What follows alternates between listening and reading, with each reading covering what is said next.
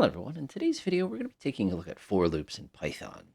For loops are one of the first types of iteration that you're going to see in Python. There's actually not too many different kinds, and you don't have a lot of, I like to call it the goofiness that you have in things like C and C++, where you got whiles and do's and untils and all that other good stuff. Python keeps it relatively simple, fortunately.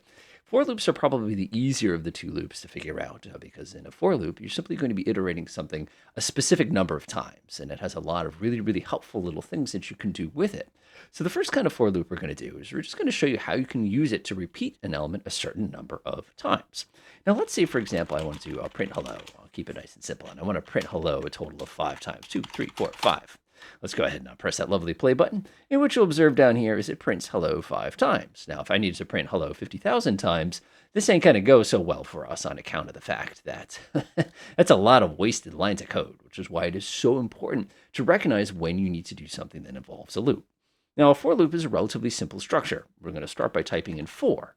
The next thing we're going to do is we're going to define an iterator. An iterator is a simple way to think about counting. For example, if you were counting on your fingers, your iterator would be your fingers. Now, when you're using an iterator, most people are pretty specific about their iterator. But this is one of the few times in Python where, because we're going to be creating a variable that we're just kind of throwing away, a lot of people keep iterators very, very simple. Now, back in my day, my early first language was BASIC here. So one of the cool things about BASIC is we use for x in everything. And now if you're one of those fans of Java, you're probably going to be using I, J, or K for your iterator. It is up to you. Some people get very specific, and they write Python iterator as my iterator here. That's a very, very long, wordy thing to try to do. But for us, we're just going to go old school here, and we're going to use for K. Now, when we type into 4K, we're actually initializing this value here. Now, if I were really dumb, I'd have K equals 5 or something up here. And if I did that, as soon as we type in 4K, this K now whatever value we assign it to, is going to be overriding my original value of it. So you have to be a little careful, and you'll see where people blow that up a couple times. So I'm going to use 4K, and I'm going to type an in command. Now, originally, we wanted to print the word hello 5 times. And to do this, we're going to use something called the range command. To use the range command, we simply type in range, parenthesis, and then we write how many times we would like it to iterate. Now, in our case, we want to run this 5 times. So I'm going to put a little 5 right there. Now, you'll notice here that our lovely little PyCharm here is giving us a heads up saying, you forgot something. What are we forgetting here? Well, we are forgetting to include the colon. Now, when I press enter, aha, you can see the tab has returned, a little fancy indentation, just to make us absolutely insane here. And it's put that little tab there for us. So anything we put inside of that tab will now be the thing that we're iterating 5 times. So for example, if I typed in hello again, and I'll go ahead and push my enter here. If I run my code, you'll see that it prints hello 5 times in 2 lines of code. Now, if you're one of those people, we could come in here and do one of those. There's 50,000 hellos. You can see just how much quicker that is to try to do it in that particular method versus trying to do it in the other way. Now, this range command is actually kind of fun to play with. Now, let me show you another cool thing we can do with it. So let's say I say for K in range, you're saying you're allowed to use K again. Yeah, I'm basically disposing of it because I'm using it again. But this time I'm going to do 0, 10. Parent, it is a good day. Actually, we'll go to, we'll keep it like that. That's fine for now. We'll try to confuse you in a second here. Press my green flag, and you can see we have a bunch of it is a good days. 1, 2, 3, 4, 5, 6, 7, 8, 9, 10. Oh, look at that. We have 10 it's a good days. Now your brain is going, wait a minute, slow down.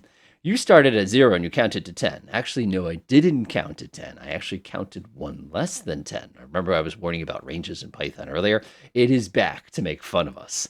Now, one of the cool things here is you'll notice we can define a start and an end value, which is actually really, really, really cool because it allows us to do really, really fun things like this.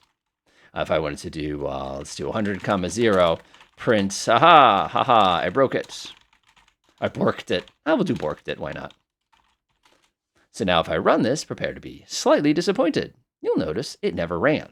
You're sitting here going, but you said start at 100 and go to 0. Yes, but what I didn't tell you is whenever you're using the range command, you are always counting up by 1s. So in this case, we're counting from 0 to 4, technically. We're counting from 0 to 9, 100 to 0 up by 1s, which mathematically we can't actually do. That's why when you're doing a range command, you can actually add one more element to it, which you're counting by. So in this case, let's say I wanted to go from 100 to 0, and I want to count by -1s. that would give me the ability to basically count in this way. But let's say I didn't want to count by -1, so maybe I want to count by -50. Now, if you run this, one of the things you'll notice is I get 2. I get, haha, I borked it, haha, I borked it, because I want 100 minus 50. I actually want 100, haha, I borked it, minus 50, haha. 0 is not going to be bigger than itself, and therefore it only gave us 2 iterations here. Now, I know you're sitting here going, well, what if you change this to -1? Would that still work? Yes, but what you'll observe here is because we're now counting down 3 times, 100, haha, I borked it. 50, haha, I borked it. 0, haha, I borked it. -50, oh, too much. And then it immediately ends that loop right away. Now, you have to be very, very cautious and careful with these ranges here because people get very, very confuzzled very, very quickly with these particular ones when you're building them. Generally, this is where you're going to use it. Sometimes people get a little more complicated. And like I said, we'll take a look at a few examples of that in a minute, where you can get more complicated with for loops. And don't worry, we'll get there. So let's go ahead and take a look at another great feature of a for loop. Now, one of the things you probably observed is this k that we're using as our iterator here changes value. And you're going, what do you mean it changes value? It changes value. Watch this. So I'm going to say for k in range, and we're going to do 10. I'm going to do something scandalous. I'm going to go ahead and print k.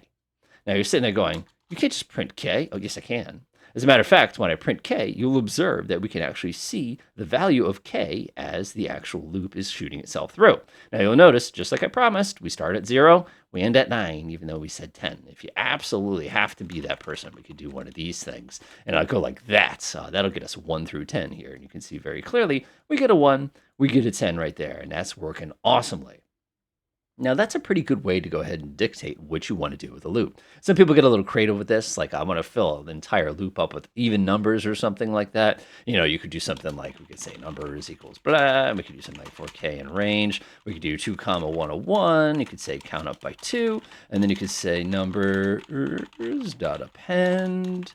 And you could do k, and then for simplicity here, we'll go ahead and print numbers. And what you'll see here is this beautiful list of even numbers that looks just like that. So you can see that works really well. So you're like, wow, that's a pretty cool use of that. I like that. Is there anything else we can do with for loops? Yeah. Let's see, a loop, list silliness. Ha ha ha. Nice. So there's a lot of fun things we can actually do with it. And one thing we can do is use it to go through loops and tuples. Ha ha, watch this.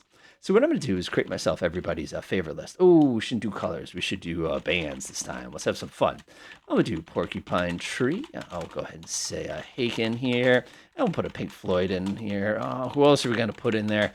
Oh, I guess we'll do Death Row Tool too. Because reasons. And let's say we want to go ahead and go through this loose. That cat doesn't recognize it. What do you mean I spelled it wrong? Oh, well, I can never spell his name, right? So let's say we want to go ahead and iterate through this list and print each item one at a time.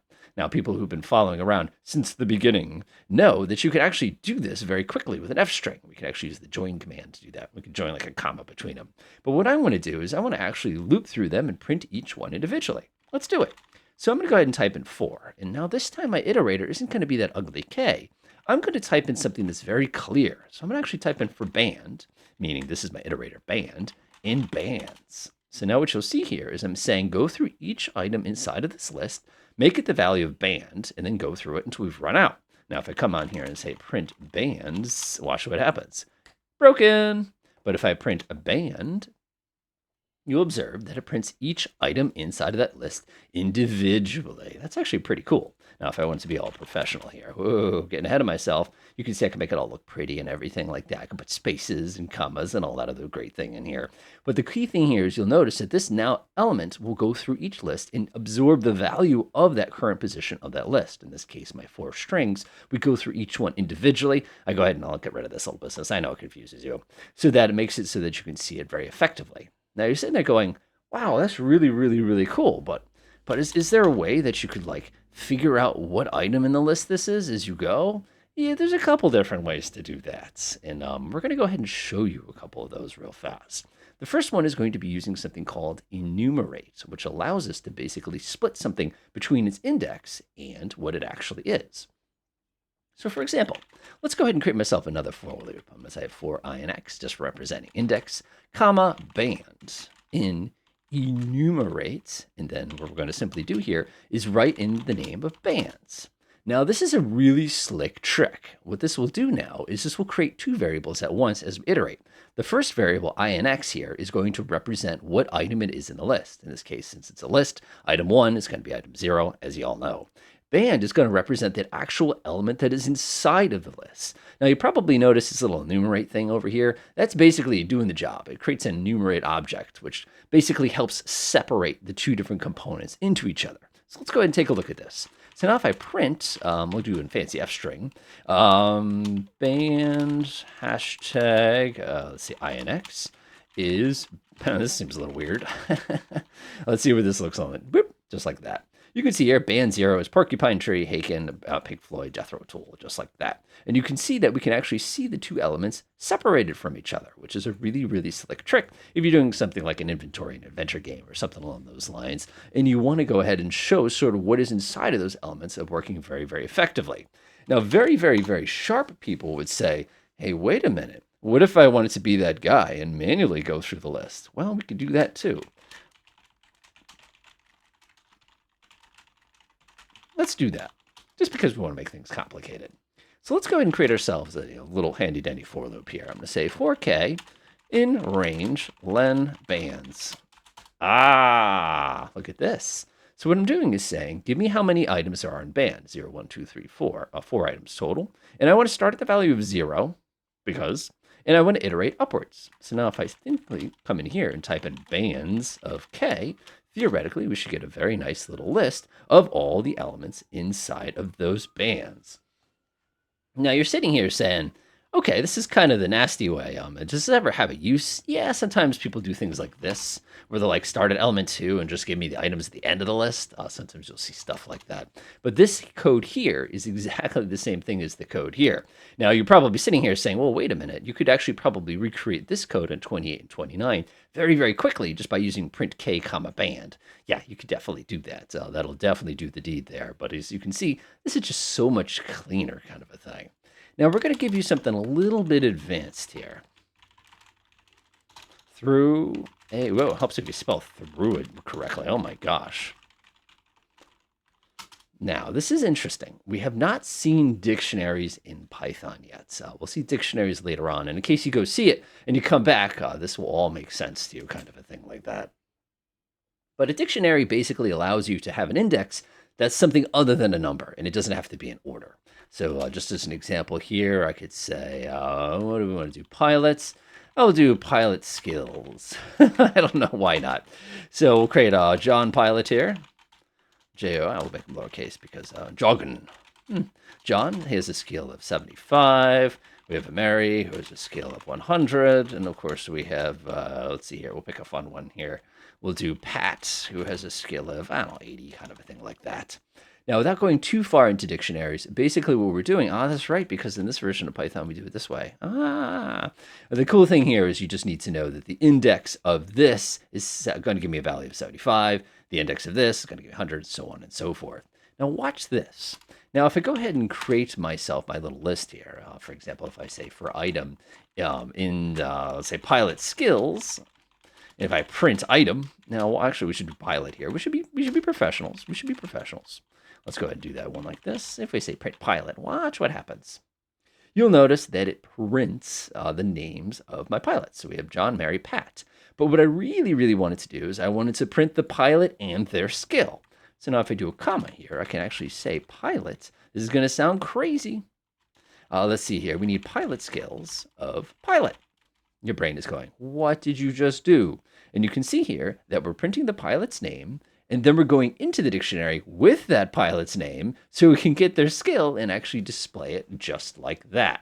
Now you're saying, oh, that's messy. Is there a better way?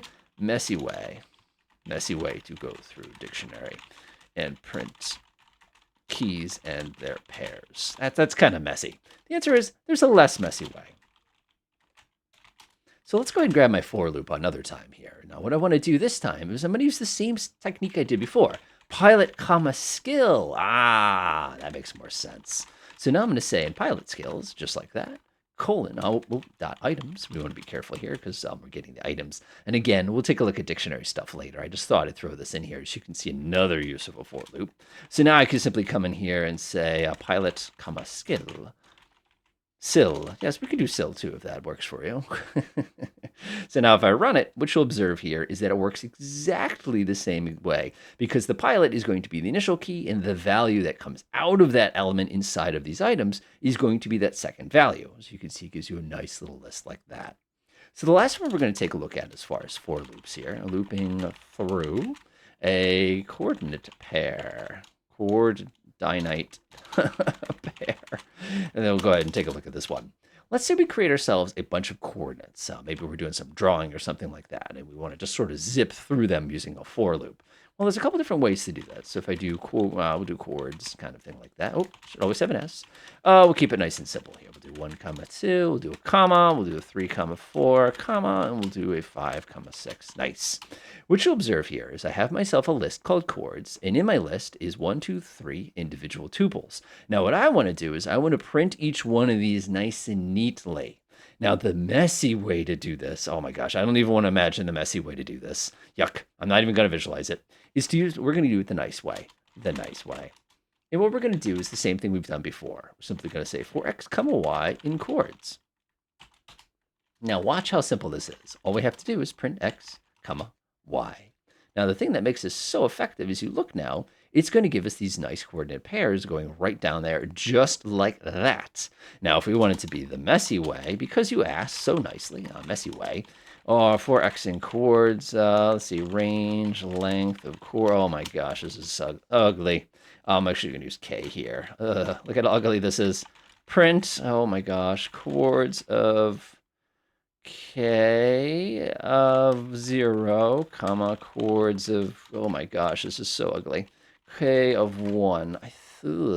Yuck. So you can see here the nice way. This is just such a much cleaner way to do it. And I'll kind of do one of those. Now you're probably asking, is it possible to do 3 letters here? Oh, I knew you were going to ask.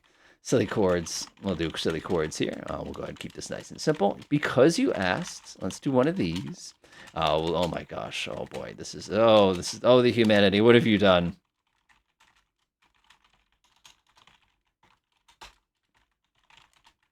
Ready? Yes, you can do that. So if you're one of those people, it is perfectly acceptable to go in there and basically create these incredibly absurd situations where you have basically down and around the corner trying to extract each one of those values out of a complex pair of coordinates like you have here. Now, one of the things you're probably asking me too is, am I allowed to do this? You know, if I decided to do something really goofy and make that into a tuple instead of a list, and the answer is yeah, you absolutely can. Just keep in mind, we can't come in here now and actually change these values easily if we wanted to. I hate it when it does that. Thank you, syntax highlighting. So as you can see, for loops are very, very powerful. They give you the ability to really, really kind of zip through things in so many different ways. Everything from this line down, I would argue, is probably auxiliary stuff. But I did want to put that on there just so you have kind of the complete view of chords, so you kind of understand that. The important things that you're probably going to be using for loops for is going to be stuff that we had up top, as well as some stuff with the lists. You'll see a lot of those kind of elements because it simply makes it a little bit easier to kind of zing through them, do some math or do some modification to them, and then put them all back from where they came. Enjoy.